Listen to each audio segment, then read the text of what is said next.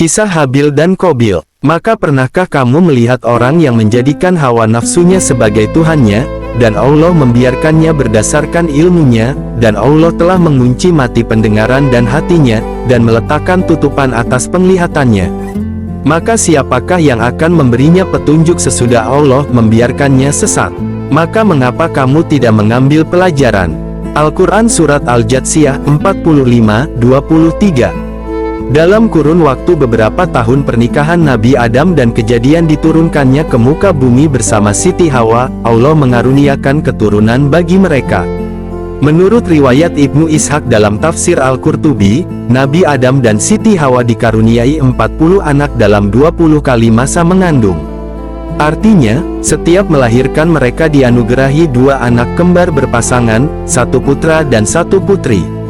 Saat anak-anaknya beranjak dewasa, Allah memerintahkan Nabi Adam untuk menikahkan mereka bukan dengan saudara kembarnya, melainkan disilang dengan saudara kembar yang lain. Dalam rangka menunaikan perintah itu, Nabi Adam menetapkan bahwa Qabil harus menikahi Labuda, saudari kembar Habil, sedangkan Habil sendiri harus menikahi Iklimah, saudari kembar Qabil. Namun sayang, Qabil tidak menerima ketetapan itu. Ia bersikukuh untuk menikahi kembarannya sendiri. Nabi Adam berusaha memberikan pemahaman dan kesadaran, bahwa amal saleh tidak boleh disandarkan kepada persepsi dan kehendak diri, melainkan harus ikhlas murni menunaikan perintah dari Allah semata. Allah pun telah mensyariatkan bahwa mereka tidak boleh menikahi saudara kembarnya masing-masing. Seiring dengan usaha Nabi Adam terus meyakinkan Qabil, semakin kuat pula Qabil mempertahankan keinginannya. Peristiwa ini menjadi problematika pertama yang terjadi pada manusia, dan Nabi Adam harus mampu menyelesaikannya.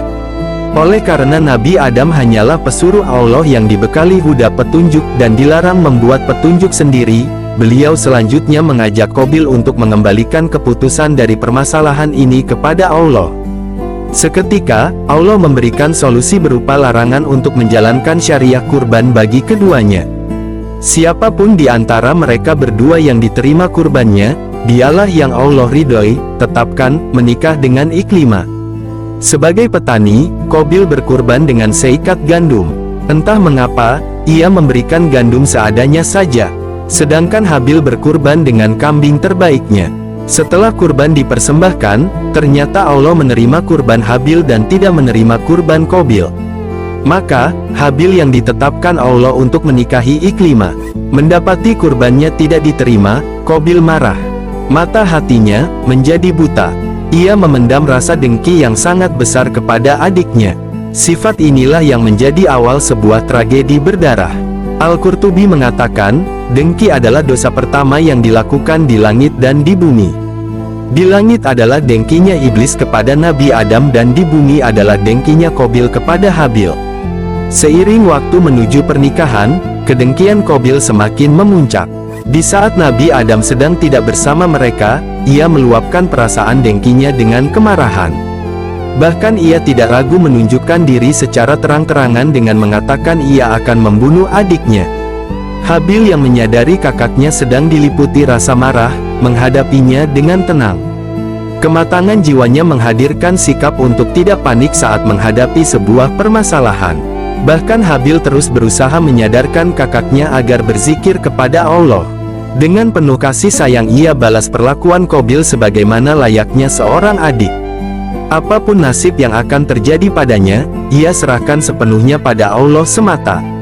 Qabil telah gelap mata, ia semakin marah dan beringas.